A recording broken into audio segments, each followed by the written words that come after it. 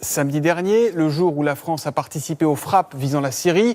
Et vous vous en souvenez peut-être, ici même, la ministre des Armées, Florence Parly, s'était félicitée d'une opération rondement menée et parfaitement réussie. Sauf que l'histoire n'a semble-t-il pas été aussi parfaite. Gérard Grisbeck, Paco Blemat et Gabriel Camilla.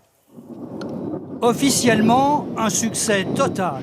Les informations que nous avons sont que tous les missiles tirés par la France et sans doute par l'ensemble des alliés ont atteint leur cible.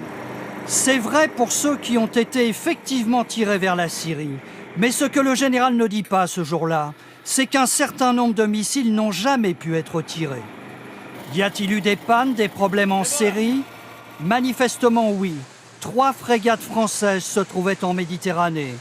Chacune emporte au moins 3 missiles de très haute technologie, comme celui-ci, qui peut toucher une cible à 1000 km avec une précision d'1 mètre.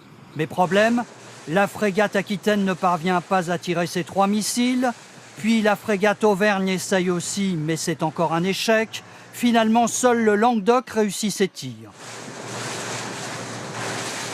On est sur une arme de souveraineté qui est censée, à chaque fois qu'on appuie sur le bouton, partir au but, et que là, manifestement, à 2 reprises sur 2 navires différents, ça n'a pas pu se passer comme prévu. Donc c'est particulièrement inquiétant. Ces pannes sont-elles anormales? Oui, certes, toutes les cibles ont été détruites, mais pour ces armements tout nouveaux, il y a aussi une dimension commerciale. De ne pas pouvoir démontrer la fiabilité au combat, parce que ça, c'est la preuve ultime de la fiabilité d'un matériel, de ne pas pouvoir le faire au combat, c'est évidemment, au plan commercial, c'est très gênant.